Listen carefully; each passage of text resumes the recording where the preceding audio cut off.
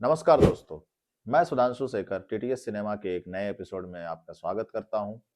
दोस्तों, ऑस्कर के नॉमिनेशंस आ चुके हैं और आई थिंक कि ये मार्च के फर्स्ट वीक में ऑस्कर हमेशा हर साल होता है और ये मुद्दा गर्म हो जाता है कि किस सिनेमा को ऑस्कर मिलेगा, किस सिनेमा को नहीं मिलेगा, कौन से एक्टर ने अच्छी अदाकारी है, कौन से एक्ट्रेसेस ने अच्छी अदाकारी की है।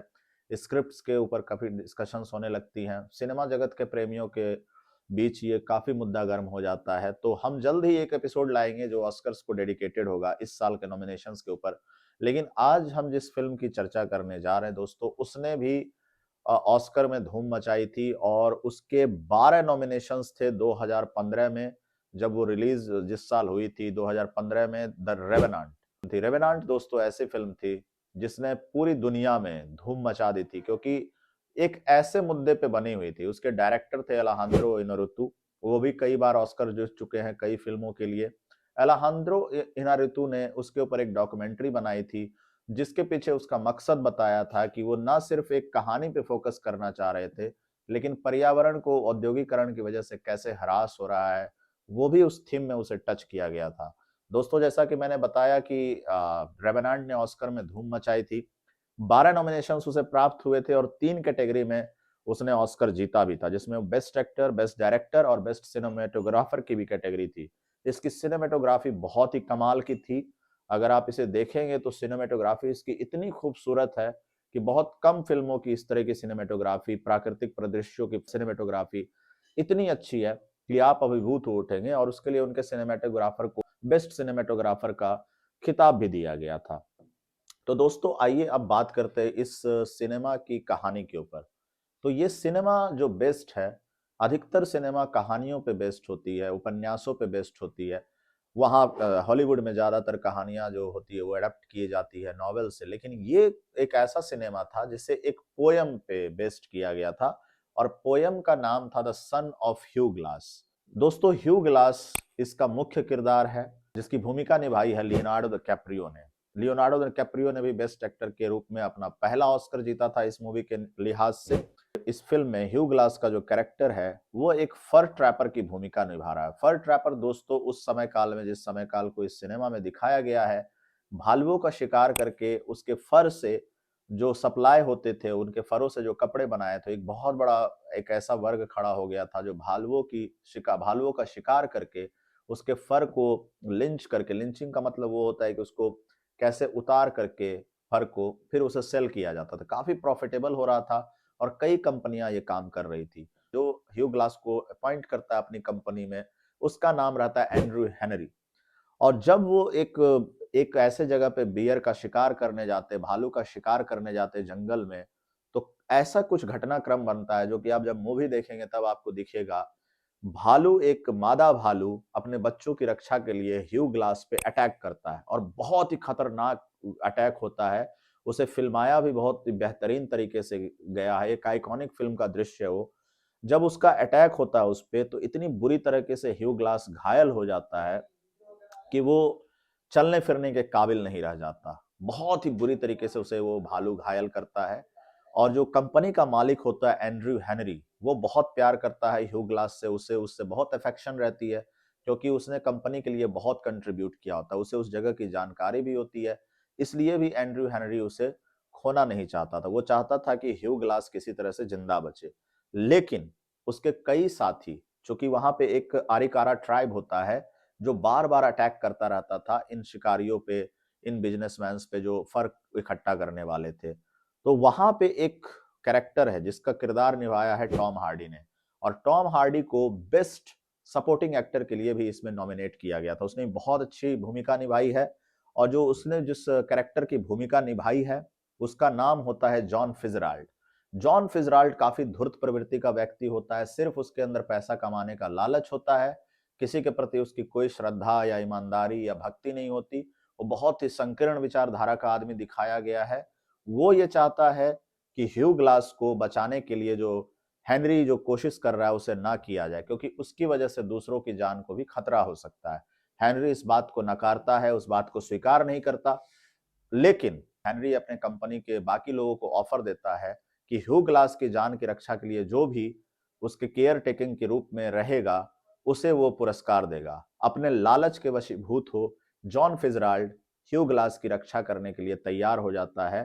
तो उसके बेटे, ह्यू ग्लास के बेटे के अलावा जॉन फिजराल्ड कंपनी से एक ऐसा व्यक्ति होता है जो उसकी रक्षा के लिए वहां पे रहता है और बाकी कंपनी ह्यू ग्लास को छोड़ के आगे बढ़ती है।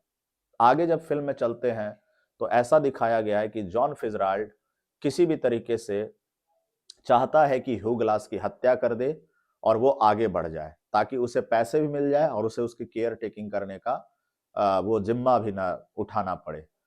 आगे बढ़ते हैं तो ये दिखाता है कि धूर्ततावश ह्यू ग्लास की हत्या करने की वो कोशिश करता है जॉन फिजराल्ड, लेकिन उसमें सफल नहीं हो पाता।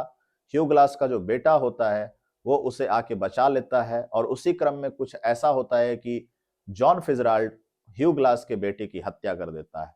ह्यू ग्लास ये सब अपनी आंखों से देख रहा होता है, लेकिन चूंकि ये बोलने में सक्षम नहीं होता उस घटना के बाद, उस घायल होने की अवस्था में, उस घायल अवस्था में वो न चल सकता था न बोल सकता था, इसलिए अपने बेटे की हत्या होते हुए देखता है।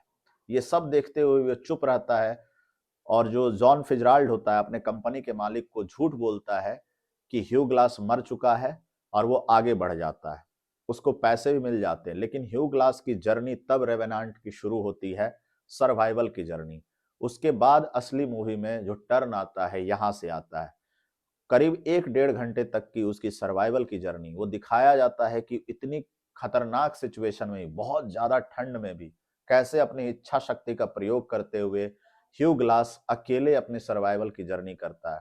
उसे दिखाया गया कि उसके पूरे पीठ पे भालू की अटैक की वजह से फफूंद जैसे उसके घाव सड़ गए थे, कैसे वो उसे कॉटराइज करता है। कॉटराइज करने का मतलब कैसे धूप और प्राकृतिक चीजों की सहायता से वो उसे ठीक करता है।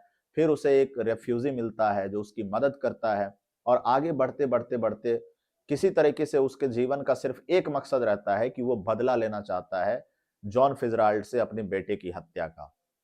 आगे बढ़ते बढ़ते बढ़ते ऐसे कई क्रम आते हैं जिससे ह्यू ग्लास जूझता है। एक जगह जाता है जहां पे एक लड़की को एक फ्रेंच कंपनी जो सेम ट्रेड में थी, फर फर ट्रैपिंग के, वहां देखता है कि उस लड़की की जो ट्राइबल लड़की थी उसका मालिक उसका रेप करता हुआ दिखता है।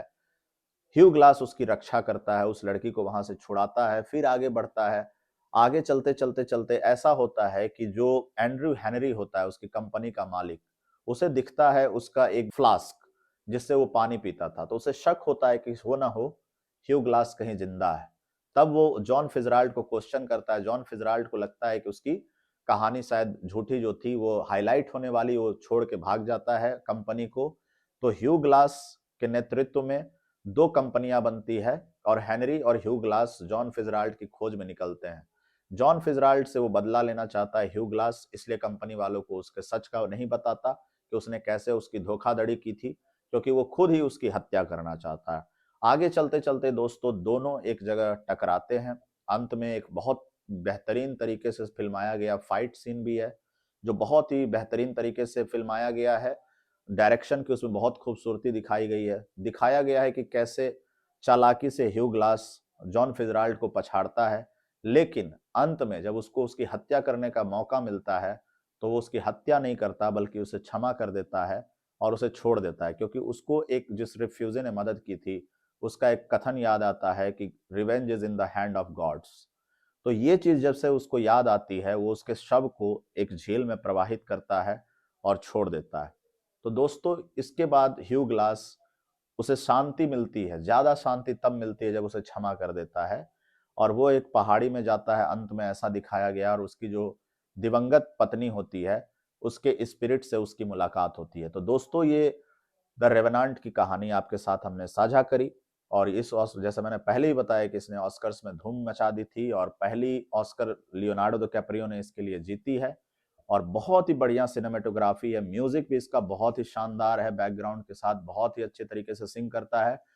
तो ऑस्कर अवार्ड का मौसम आ गया। अगर कुछ ऐसी चीज आप देखना चाहते हैं जो आपको मेस्मराइज कर दे, अभिभूत कर दे, तो मेरे ख्याल से द रेवेनांट एक वैसी फिल्म है। उम्मीद करता हूं कि टीटीएस सिनेमा का ये एपिसोड आपको अच्छा लगा होगा और इस मूवी के बारे में आपको काफी रोचक जानकारियां भी मिली होगी। अगर आपको ये एपिसोड अच्छा लगा होगा तो प्लीज हमें लाइक करें, शेयर करें, सब्सक्राइब करें और अपने फीडबैक हमें कमेंट सेक्शन में जरूर दें। धन्यवाद।